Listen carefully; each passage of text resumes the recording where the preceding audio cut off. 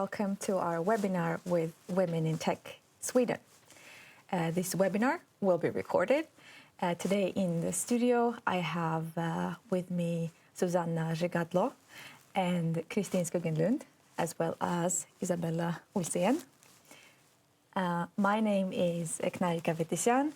I am Security Awareness and Compliance Specialist here at Schibsted in the Central Data Security team. I will be your host for today. And a few words about Schibsted. Schibsted is a family of digital brands with a mission to empower people in their daily lives. We do this by providing leading online marketplaces, building world-class media houses, and helping our companies scale. It is also a great place to work with good internal mobility. You will see shortly the Slido code for questions. It is 9011614.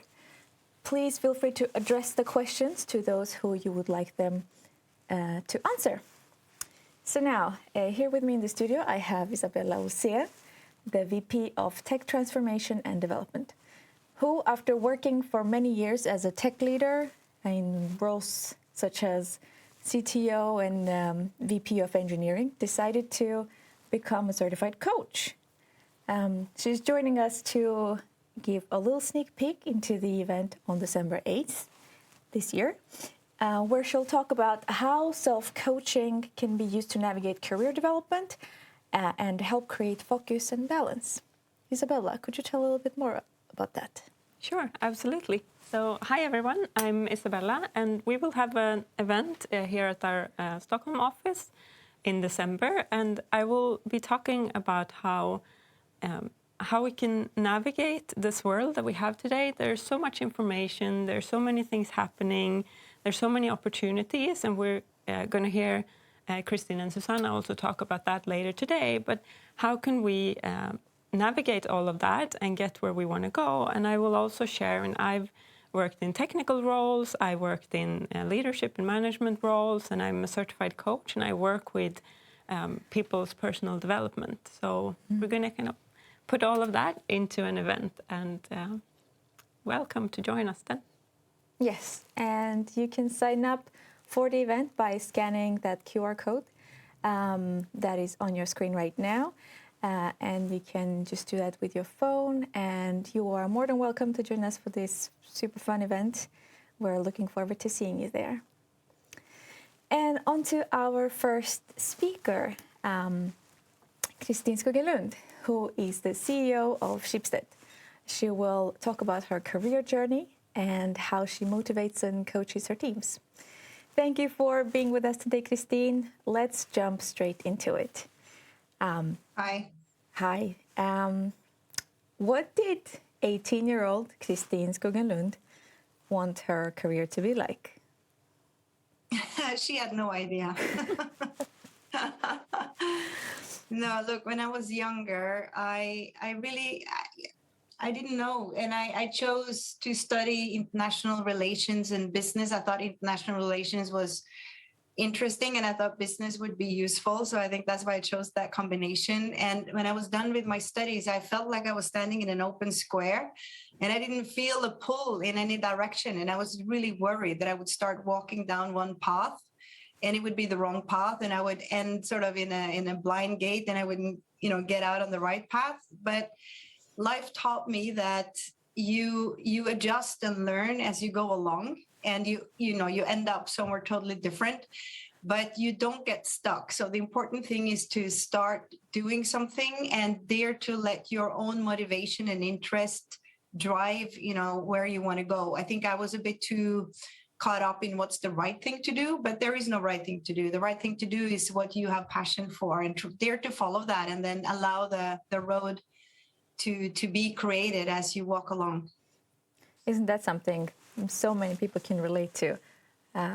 Just from what parents told us, at least, you have to study this, and that's what you'll be for the rest of your life. And here we are. Exactly. Yeah. So tell us a little bit about your journey leading up to being the CEO of Schibsted today. Yeah, I mean that's been a bit of a windy road actually, because after my first job was at the Norwegian Embassy in Madrid, translating and doing things like that, and then I did my MBA, and then I worked for Unilever. I was actually posted in Sweden as my first job. I was a product manager for detergents of all things, and then I worked for Coca-Cola for 3 years, which is where I think I started my leadership career quite a lot. That was turned out to be important years for me. Part of that was in Sweden as well.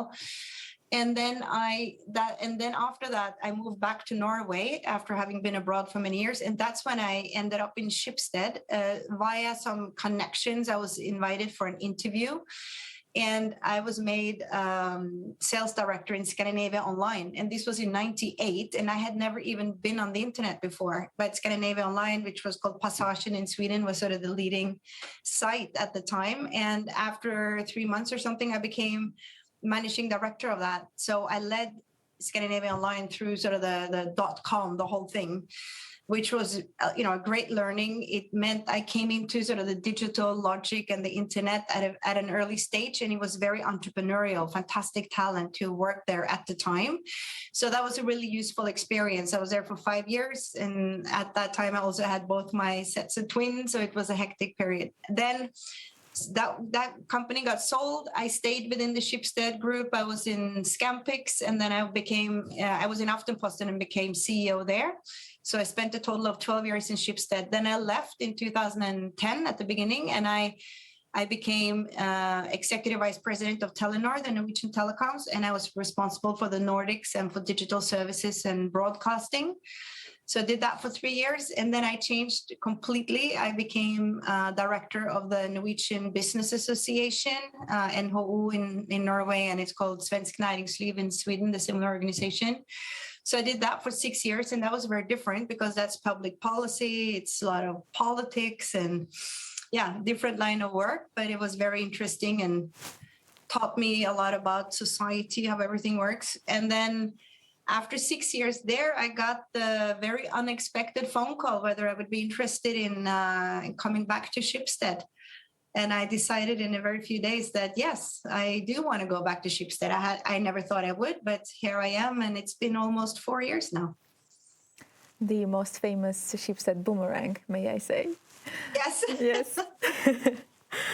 That's an impressive and very interesting career journey, I must say. Not very typical, for sure.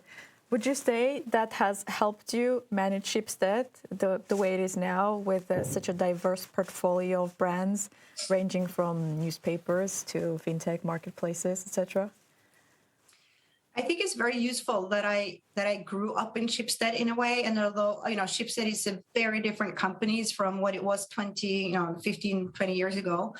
But it's something about the soul of the company that I feel I know. And I know the basics of both marketplaces and media, which I believe is also important, and it's harder to learn that when you're older and when you are a top manager.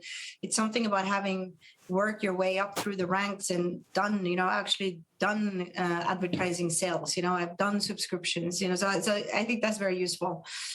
And understanding a bit the culture of the company. I think at least it avoids you to make some obvious mistakes, which you otherwise might have done just out of lack of knowledge. So I think that helps. But then I think the most important thing is to get a good team together, because I obviously don't run Schibsted. It's my team who does that. And that, you have good leaders of each area, but that team is also a strong unity that can run these things across as a full entity. I think that's really the clue. So I think the number one rule for leadership is to have the brightest and best people want to work for you. Yeah, my manager always says I always hire people smarter than me. So, but you have a team, as you mentioned. Could you tell us a bit about your leadership principles, your leadership style, and also what advice would you give those striving to have or advance in a leadership role, and how can one motivate their teams? How do you motivate your team? Yeah, look, I really believe in, first of all, it depends a bit what you are leading, because if you lead, for example, a team of young inexperienced people, they will need a lot more guidance and hands-on management than, for example, my managers, who are very senior managers in their own right. So it's not like I run around every day and teach them what to do, because they know that perfectly well. So it depends a bit, what type of leadership you need to exercise. But for me, the most important thing for me, I think, is to try, because Schibsted is as you say, it is quite a complex company, and we do many different things. And some parts of Schibsted are doing incredibly well, others are struggling. So it's about trying to bind all of this together, make sense of it, and make sure that we are, make each other stronger for being together, and have a sensible strategy that people can relate to. And I shall be honest with you, that's not always easy when Schibsted is as complex and diverse as it is. But I think that's a main role for me to bind it together. And then I give a lot of autonomy to my leaders. They're quite free to run their different businesses as they see fit. But I do have quite a strong eye on this collaboration element. And that for me, for example, when we build the Schibsted Foundation with a data strategy, etc., that we actually adhere to the common components we need to have, etc., because it is important that we build, let's say, our common infrastructure in a smart way. And then I communicate quite a lot. I think it's important for me to be out there, understand what people are concerned about, what's clear, what's not clear, and be both a strategic voice, but also a motivating voice. That's at least what I aim to do. And one more thing is quite important in my job, actually, to manage our stakeholders. So I buffer investors, board, the outside world. So our leaders can have the peace and space they need to run the business in a good way. And I try to deal with not the politics is not the right way to say, but I try to deal with the external stakeholders. Yeah, that's a very complex company structure, and quite a challenge every time. Can I say a little bit about, sort of an advice? I was just going to say advice to leaders who are maybe, at a bit of a less senior level than I am now. But I think leadership is about giving up control. And I see some very clever people become leaders and they don't manage to let go of their own control, or like they feel they have to control everything. And in the end, they need to perform everything.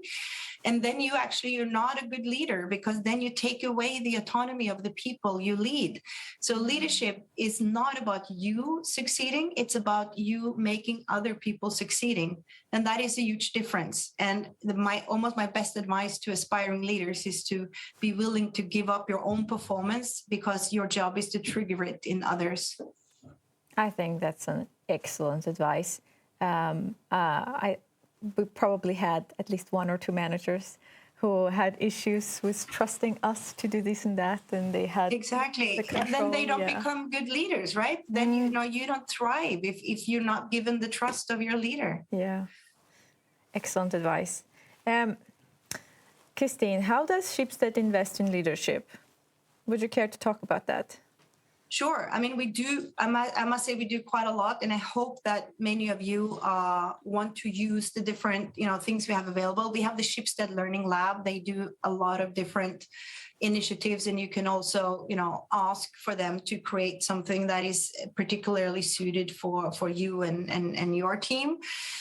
We have the LinkedIn Learning available to everybody. You can basically find any training there is out there. I think they have tens of thousands of different courses available that we can use. We do try to use, our own leadership community to build spaces where we can share experience and reach out to people who have specific expertise or experience within something. And then we have the mentoring program, which is also, I think, a useful thing. And again, if anyone out there wants to participate in that, please reach out and try to sign up for it. And then we have had this Harvard course in disruptive innovation, which I think we have put some 500-600 leaders through now. It's an online course. It's been very well received, very popular. And I can tell that it's given us sort of a common language, about jobs to be done and different profit models and all of these concepts that we were taught in that course. I think it's been very useful. And then, the best way to learn is actually to do new things. So we need to become even better at internal mobility. And I would urge everyone to be a bit brave in themselves and dare to try new things and take up new responsibilities. That's the best way to learn. Yes, and from my side, I can add that the mentorship program is really amazing. I took part in it and had an awesome mentor and learned so much during that year. Great. Good to hear. Definitely. I encourage everyone to sign up to be a mentor and a mentee. Something we talked about a lot with my mentor was imposter syndrome. Both she and I, had suffered from it in different periods of our life. And many people in our community, in a She-Tech community, probably in Women in Tech too, would report to having imposter syndrome. Is it something you could ever relate to or have any advice on overcoming or coping with it? Any examples? I had it. There? Oh God, I had it big time. In my 20s, what happened was that my career advanced a bit quicker than my self-confidence. So I was just so uncomfortable with the whole situation. And it was like I couldn't internalize my role as leader. And I felt I had to excuse myself for it all the time. I was really worried someone would think that I thought highly of myself, or, I would, push myself down and always push everyone else around me up. And of course, I was terrified of being caught, that I wasn't that great as everyone thought. And, I had all of those symptoms of it. And I spent way too much time and energy worrying about how I was perceived, what other people would think. But my best advice, is, first of all, people don't think very much about you because most people think about themselves, right? So, you don't have to worry as much. And you can be in a meeting and you can feel you said something stupid and you can ponder about it for days. And it turns out no one in the meeting even noticed that you said it. I mean, so really, try to get real. I mean, it's not so important, that's maybe advice number one. Advice number two is I would... what happened to me with age and maturity, and I guess also the confidence of mastering things, was that you become more confident in what you're good at. And for example, in my case, I came to terms with the fact that, I'm a leader, I'm a leadership type, and I shall stop fighting it. I shall embrace it, and I shall use that ability to do something good and be a good leader and be happy about that. I've been given that talent, and then I should use it for a good thing and stop fighting it. And I became comfortable with myself and my, let's say, identification as a leader somehow. And that really helped me. And then the last thing I want to say is that we all have, I call it superpower. We all have a superpower. We all have something we're better at, or specifically good at. We all have that to larger or lesser degree, but we all have a superpower. And find confidence in your superpower. What is it you are particularly passionate about, that you're particularly good at? And then dare to use that and play it out, and even if it's a bit weird or something different, that's what's great about it. That's what's diversity. That's what creates better teams. That's what gets us ahead, when people think new thoughts, when they challenge the way we do things, when they're able to see something from a different perspective, when they have an ability we don't have. Charge ahead and be yourself. Don't try to fit into some expectation or some role model. Be yourself and use your strength to build your career. And when you find that confidence, you'll feel a lot better about yourself, and the imposter symptoms will slowly fade away. Yeah, I'm looking forward to that time where it will completely disappear. Sounds magical. It indeed takes so much time and energy just dwelling in these thoughts. I know, but the thing is, don't be your own enemy. Don't impose on yourself all these complexes and thoughts that you don't need. No one else is forcing you to, so why should you be your own enemy, right? Yeah. exactly. just shake that off, you know. Like Taylor It's, Swift does. Yes. yeah. Really, really interesting hearing about your career, Christine, and sharing your experiences. And I bet we'll have a lot of questions about that going forward. Everyone, you can see the Slido code for questions on your screens right now. Submit them and please address them to the speakers you would like to answer them. And now we'll go to our next speaker,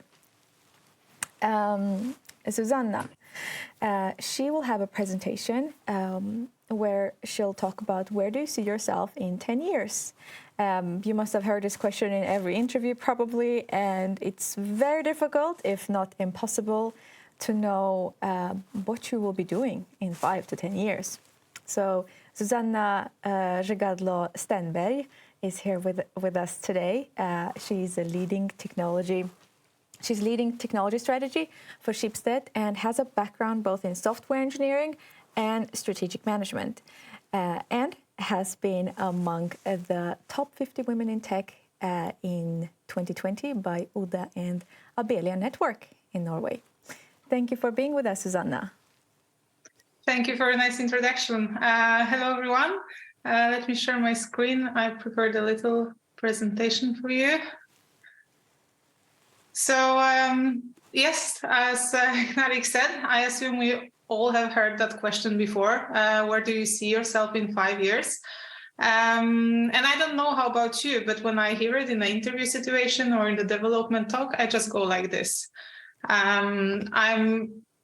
I have no idea, you know, it's impossible to predict the future, but the only thing that I know is that in 5 years, I would love to have a work that gives a meaning to me and the other colleagues that I work with. That will be surrounded by really great people, and that will make impact, and I will work with technologies that are really exciting to me. So the only thing we know about the future is that it's completely impossible to predict it. But I think we could actually rephrase that question to something that gives much more meaning and ask ourselves, what can you do today? What can I do today to be in that great place we want to be in 5 or 10 years? And let me share a little personal story with you. When preparing for that talk, I was actually thinking, where was I 4 or 5 years ago? So in 2017, I was working at a small company called Nordeka. You have probably never heard about it. It was sort of a startup. I was working as a product manager. And basically, I was an engineer with a great passion for product development and UX. I was also a certified project manager. But I was working in this super hectic startup environment. If you have been working in a startup before, you probably know it's like chaos everywhere. Even though I was a product manager, I was doing everything from programming databases to running to client meetings, doing pre-sales, up-sales, customer delivery, whatever that was needed, you know, extinguishing fires on every corner and just trying to get our company break even as soon as possible.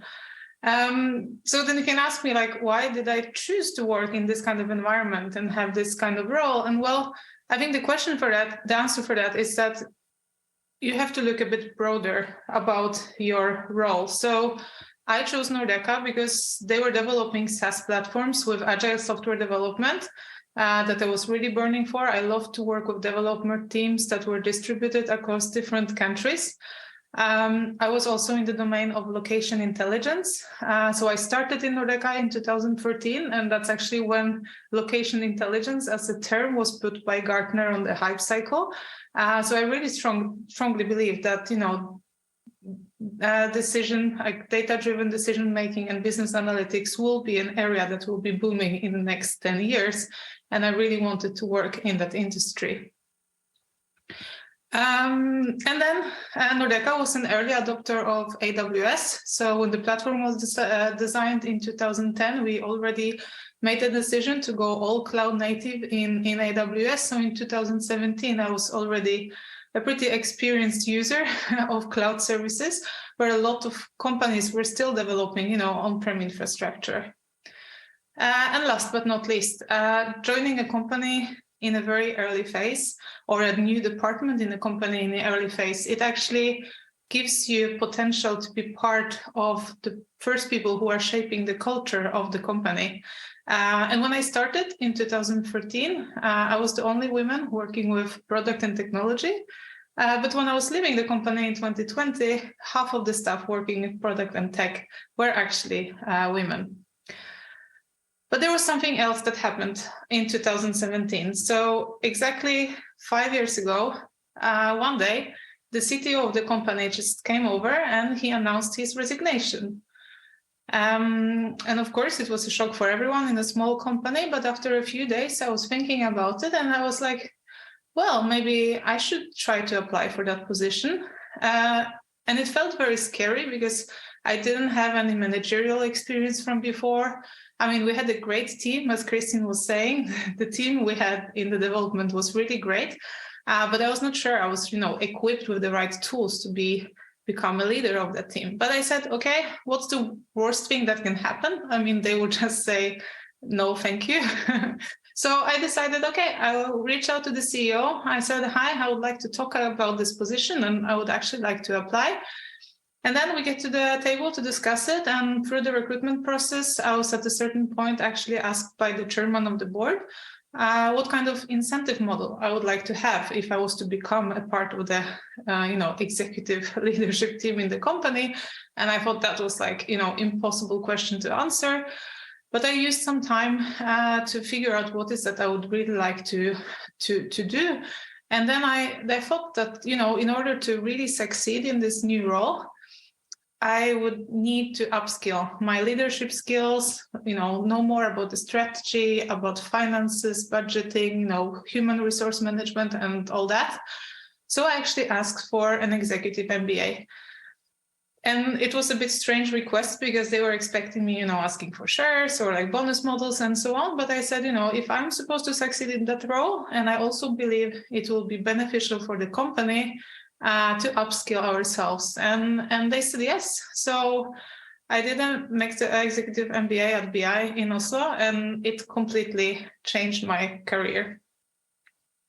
So the reason I'm telling you this story is because at that time, I knew nothing about strategy. It was like before I took any strategy course whatsoever. But what I think I was doing a bit subconsciously was that I was actually doing a SWOT analysis, So I looked a bit into myself and thought about the internal, who I am, what kind of experience do I have, what do I know, and what are my knowledge gaps. And then I identified, how I can close them. In my case, it was the MBA that I chose, but there's lots of other ways you can, learn new things, either through self-learning, online courses, or other things. But then I was also very aware, actually, of the external, where Nordea as a company was operating. I was aware of the importance of data intelligence as a new industry coming and booming. I thought, having responsibility for platforms running in cloud environment can be an experience that I can probably transfer to new companies in the future. And, I thought that some of those trends were actually really, it was good to stay in that company, even though, it meant more responsibility. It was a startup, we were just breaking even. So, the pay was not fantastic, but I really believe that staying in that domain and starting my career there would be a good place to, start and go further. Because strategy is actually all about, understanding the internal and the external factor, analyzing them, and then deciding what is the smartest next step you can take. And as Kristin was talking about the imposter syndrome, I think most of us, we tend to focus too much on the internal. So we are so focused on, what we can or cannot do, who we are or who we are not, instead of thinking more broader about actually how are we contributing to the success of the company we are in, and how are we contributing to the tech industry development as a whole. So I would really recommend for all of us, to think a bit more about the external, because when you start to thinking about the external, that's when you can also think about the future. And one of the tools that is used in strategy to decode the future, it's called foresight. And the essence of it is that you try to understand some important trends. You try to sort of make some, not predictions about the future, but more thinking about some scenarios, like how the world can become in a few years, without trying, to describe it precisely, more like having alternative scenarios. And then through this, you are reducing the uncertainty and thinking, okay, what is the smartest thing I can do here and now, short term, to be better prepared when the future comes, because we don't know how it will unfold. So I was very lucky to work with Amy Webb last year in the project in Schibsted. She's running Future Today Institute. She and her team has dedicated all their time to analyze a lot of trends. And I know that, in our busy lives, we will not be expert on all trends that are out there, but there's lots of free material that you can use. I would strongly recommend you checking out the yearly reports that FTI is publishing. They're actually grouped by different technologies. So if you are interested in AI or virtual realities or other technologies, you can read the reports that are centered around those themes, like finding which types of technologies maybe are the ones that you have greatest passion for. And there are, of course, other sources. So what I will really strongly encourage you all to do is don't feel guilty about starting your day with a cup of coffee and reading a newsletter, or reading a trend report, or getting updated through other podcasts or other sources, or even inviting someone for a cup of coffee who is an expert in the field and asking if they could share some of their knowledge with you. I think most of the people have a half an hour or 15 minutes if they're busy day, and especially if you ask them about the subject they are really passionate about, I guarantee that they will say yes to talk about it to you. So accept that, getting ourselves updated is a part of our work, and we should actually follow the trends and understand the industry and the technology trends that are happening around us. So to sum it up, the future is impossible to predict. So don't expect yourself to have an answer to this question, where you are in 5 or 10 years, but do something today that will bring you to the place where you really want to be. So on the internal side, I will strongly recommend you to have honest approach to your sort of competence plan, thinking about what kind of skills you would like to develop, what kind of domain you would like to learn more about, and figuring out how you can do it. In Schibsted, we have lots of materials and possibilities for that. We also have actually a rule saying that everyone working in product and tech is supposed to spend at least 10% of their working time to do personal development, to learn new things and to share knowledge with others. And then on the personal side, you are never done, completely done developing your self-awareness. And there are lots of great tools you can use. If you have never done personality tests, I would strongly recommend doing it and maybe analyzing it with someone who is expert in the field. There are coaching programs, like Isabella is going to talk more about it in the next event. It's all about thinking out how you can remove the blockers that you have that are stopping you from achieving your full potential. And of course, the mentorship programs. I will also strongly recommend to both, if you also get yourself a mentor, but also have a mentee, because I think this is super rewarding, despite which side of the table you're actually sitting on. And on the external side, first, follow the development of your company. Don't skip all hands.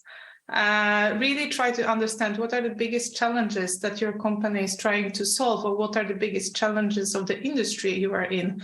Because it's first when you understand this big picture, when you can really see how you can contribute to actually solve those problems and bring your company further.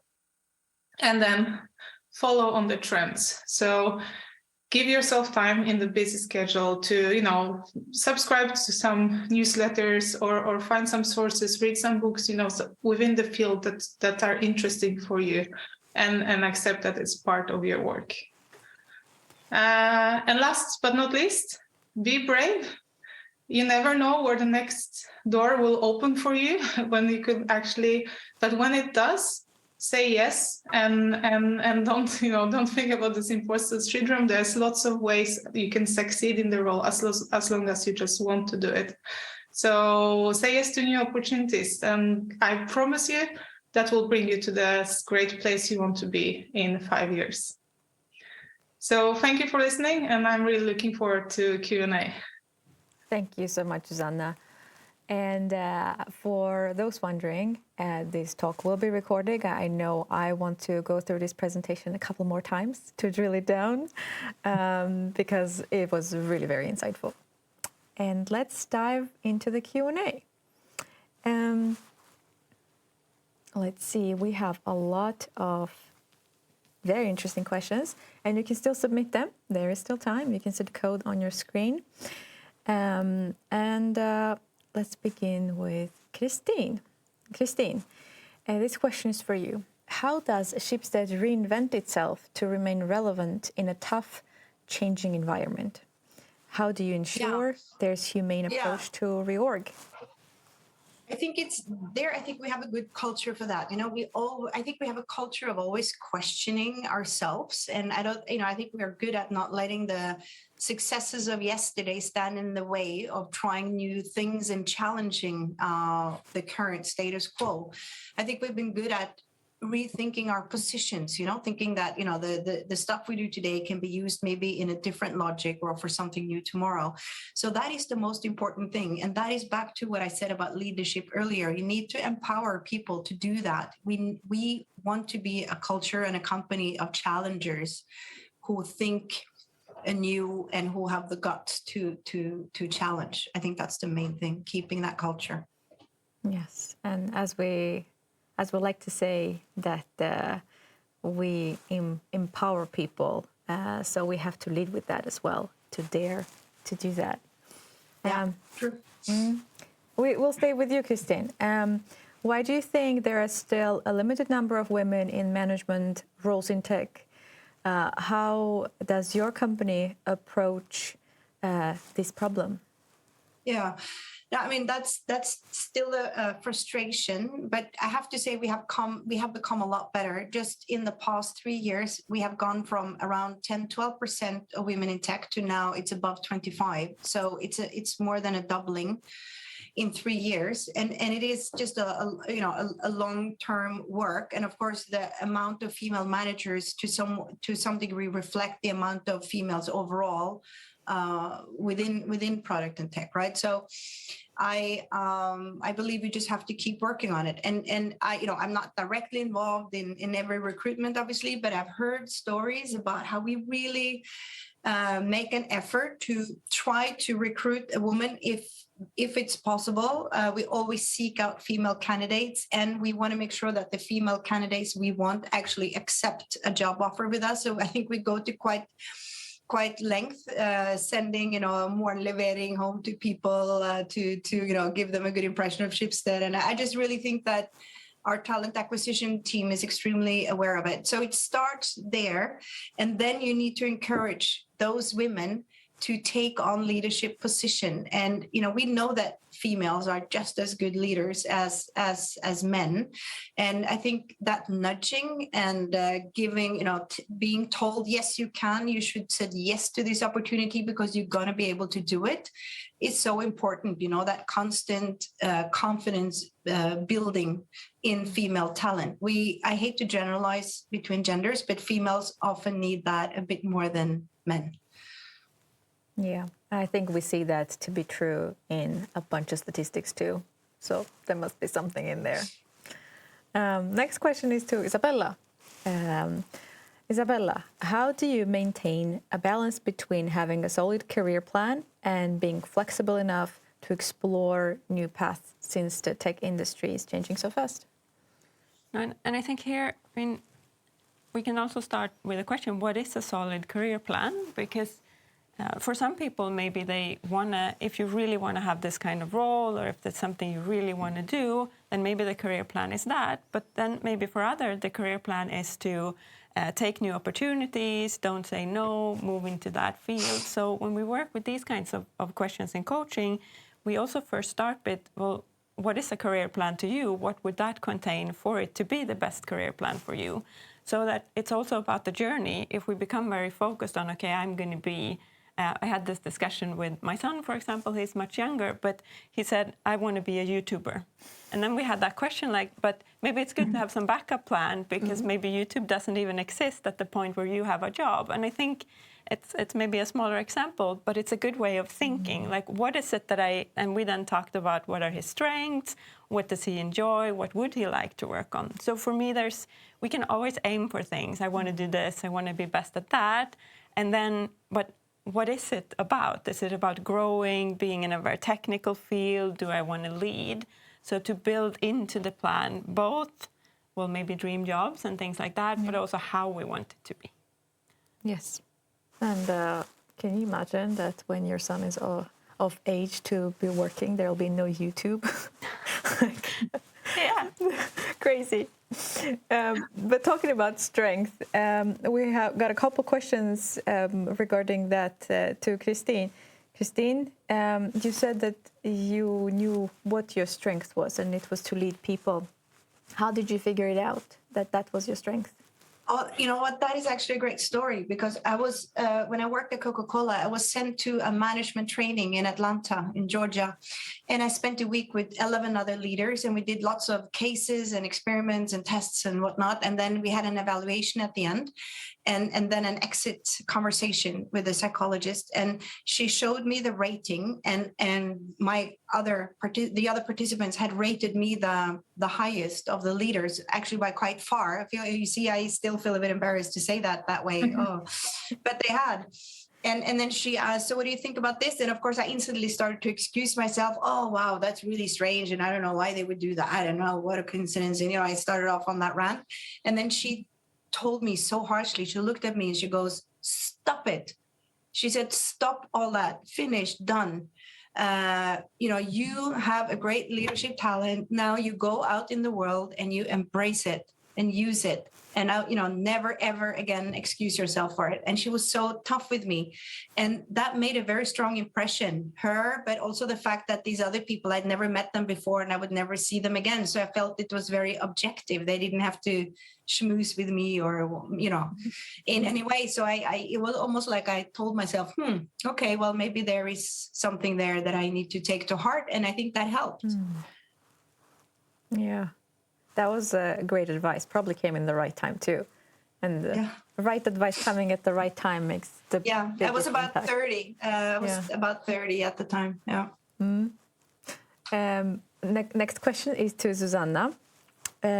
First of all, your talk is truly inspiring, and someone wants to know any ideas how to figure out what we'd like to do in the long term. I have changed paths so many times. And now I'm not sure what I like the best. Yeah, that's a very complicated question. Yeah. I'm not sure I can give anybody a personal advice, but my advice is, at least I personally like to have a lot of variation in my work. And I think for the career development in the long term, I will strongly encourage people to change, to try different things. And both work. Maybe try a startup if you've never done it before, but not stay there for the whole life. Combine it with an experience of working in a big enterprise, changing roles as well within technology. There are different roles you can move. I have personally moved, from being a system developer to project manager to product manager to a CTO. So try different things. But there is important that, as Kristin was saying, that think about what is really motivating you. What is your internal passion?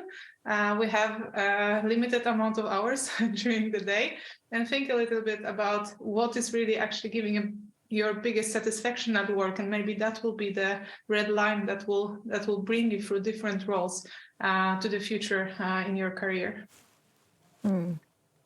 That's an excellent answer. Let's build on top of that. Do you have any suggestions for mentorship programs in tech? I really feel the need of having a mentor, but I don't know where to start. Susanna? Yes, so within the ADA network and the ODA network that I was so lucky to meet in the recent years, there's a lot of programs. There are also industry-specific programs. I know that media also had a mentorship program for women and people working in technology and media. But I will also say that, don't be afraid to reach out to someone you look up to and maybe just ask them directly if they have time or capacity to become a mentor. Maybe if not, over a long time period, but maybe they could meet with you once or twice and then share some of the inspiration.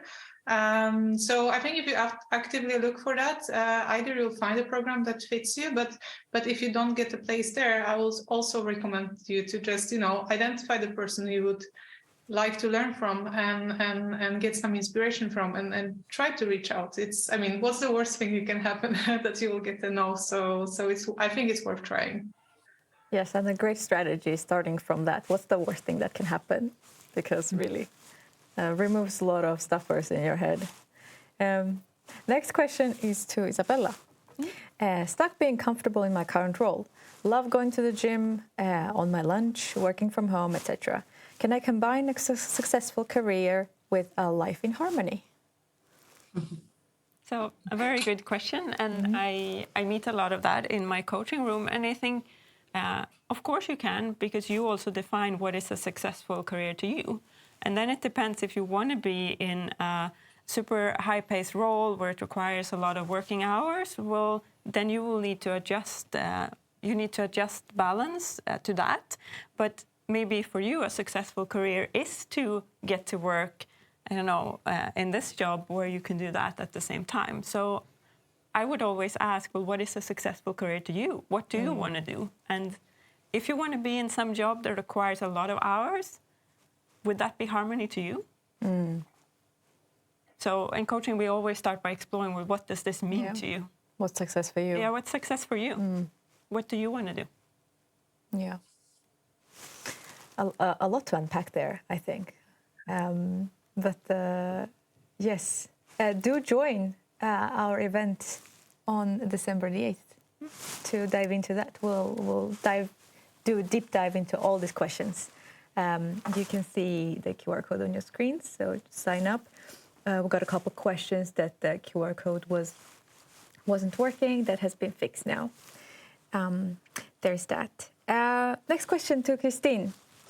What advice would you give to someone looking to transition into product / tech and may not have a tech background in terms of academic qualifications?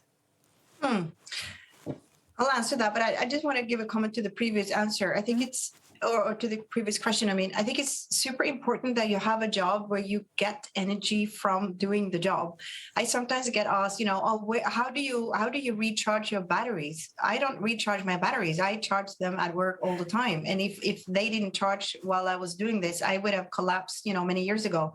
So, make sure that you are in an environment where you get energized all the time. And I think that will, some are practical logistic stuff. You have small children, you can't work long hours. That's one thing, but it's something, a lot has to do with how you feel and your own surplus. And that must come from work, I think is important to say. And if it doesn't, then something is wrong with your environment. I sometimes talk about plants, they need a specific nutrition to grow and blossom, and if your nutrition is not right, you can still be a fantastic plant. You just need to find the right nutrition for you and be aware of that. You need to be very critical of what you are surrounded with, and that you get energy and that you're not drained from energy.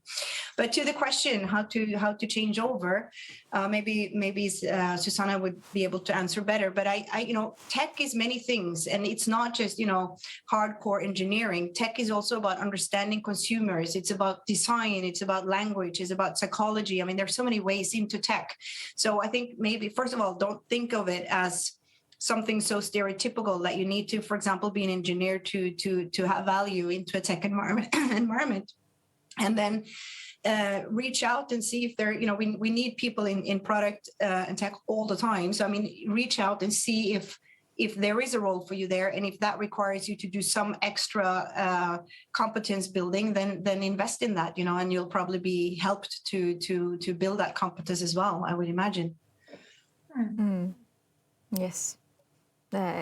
Excellent Yeah. answer. I can Susanna? just add on. Yeah, I can just add on to build on the great reply from Christine. I think there are a few ways you can transition, but if you want to transition between, let's say, for example, product and tech, I would recommend to at least stay within the same domain. So if you, for example, work with data processing and you have a great knowledge about, data analytics, going from engineering position to a product position, it's maybe easier within that field. Of course, you have to have an interest to, expand your scope of skills and work with the same domain from a different angle.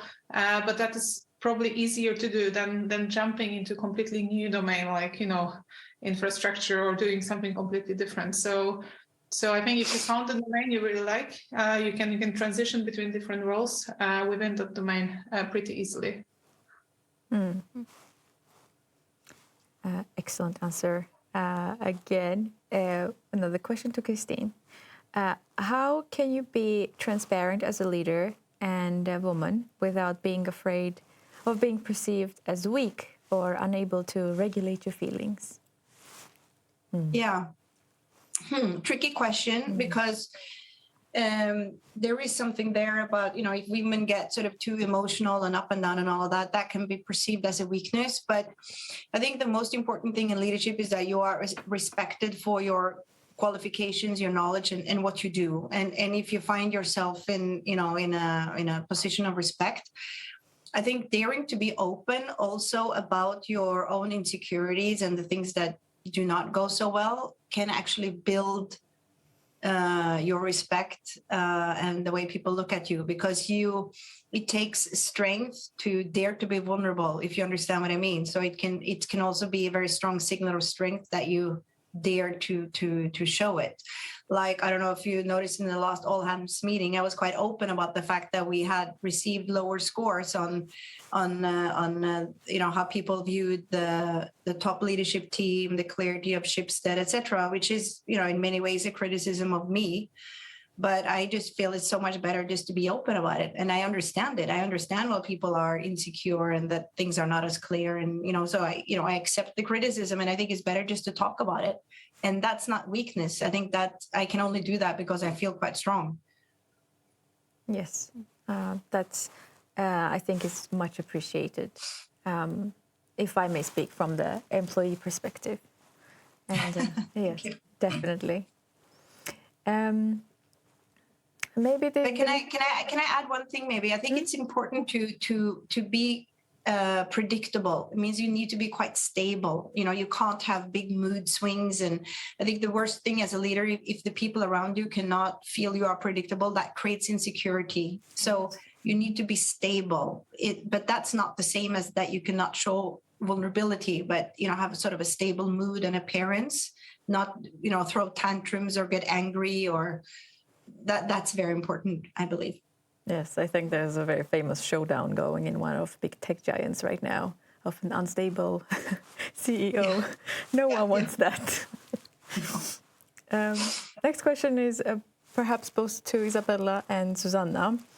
I am today 58 and I don't want to leave the company since I am afraid I would not get a new role at this age. How should I think in my situation? You want me to start, Susanna, and then you can build on that. I think often we limit ourselves with our beliefs, and we think that, okay, this might be true, and that's why I can't do that. So first, there's a lot of people that do change jobs later in their career. So I would say it's more about, well, what would you like to do? What are you dreaming of? What skills would you take with you into that new position? How could you leverage all of this experience that you built up during all of your career into that job? Maybe that's fantastic. So often we talk about like our performance is our potential minus all the interference. And a lot of the times we stick interference in there. We had Kristin talk about imposter syndrome, for example. We stick that interference in ourselves. So, but we can also sometimes think of, well, what would the risk be of making a change so that we can take a balanced decision? So, yeah, that would be my advice there. How would you build on that, Susanna? Yeah, I think it's a very difficult question to answer. I myself are 37, so I hope that, the age is nothing that can stop you from actually realizing your dream about your career at any time. A personal experience I can share is that when I became a CTO at the age of 31, actually, I was suddenly responsible for the team where the age span was from 27 to 63. And it was a bit scary, but still, I mean, in that role, I have also employed people that were way younger and older than me. And I think I don't think the age it's a bit like Kristin was saying. I think we care more about our characteristics than the external environment. So I will not focus so much on that. And I would, if you really feel that there is a new path you would like to pursue in your career, and you find a role that you think it's suitable for you, I'll just go for it. I mean, I know it sounds a bit scary, but I don't think. I really hope it's not only the age that will sort of keep you in the company you are now, if you would like to move forward. Let's build on that. Another question to you again, Susanna. I took a chance on a new job in a new industry which did not work out. What tips do you have for a new role? I do not want to make the same mistake again. Sure. My best tip when changing jobs is never burn the bridges behind you. So that's even though sometimes you can leave a company in a disagreement with your boss or with the rest of the team, or things can happen. I mean, always do a clean exit, because you never know how things will turn out. And I'm not saying that people will but keep the option B and the door open. You can be a boomerang. In Schibsted we actually appreciate boomerangs a lot. So once you found a new role where you don't that doesn't meet your expectations, yes, it's of course, and how to avoid it again. I think I would actually sit down and try to analyze what went wrong, because usually I think maybe having in the interview process or in the recruitment process, actually thinking that it's not only you have to present yourself for the company, but actually the company has to present itself to you, and you should get your question answered up front. So have clear expectations to your next employer, and think how you can get your fears or your questions answered in that process, so that you clarify if the role and the new company is really where you want to be in the future, to avoid saying yes to something that it's not what you really want. Indeed. I can add to that if you want. Yes, please. Because I think one thing that I heard at some point from someone was also to not try to make the same mistake again. We're all going to make mistakes all the time. I've made a lot of them, and just see what can I learn from this mistake, so that the next time I make a mistake, it's going to be a new one. Because we're always going to make mistakes, and things are going to go wrong. So instead of being afraid of that, let's not make the same mistake again. Let's make a new one. Yes, that's a learning mindset right there. We still have many questions to go through, but unfortunately we're out of time. Thank you all for joining us today, for being with us at this webinar. Like I said in the beginning, it will be recorded if you want to watch it again. And I want to thank our speakers today, our CEO, Kristin Skogenlund, and Susanna Żegadlo, as well, for being with us today, and Isabella, of course, whom we will see more of on the December 8th. You can sign up for the event. You just saw the QR code on your screen. And thanks everyone for watching the live stream, for your comments, for your questions. It was really great being with you today. Big thanks. Take care.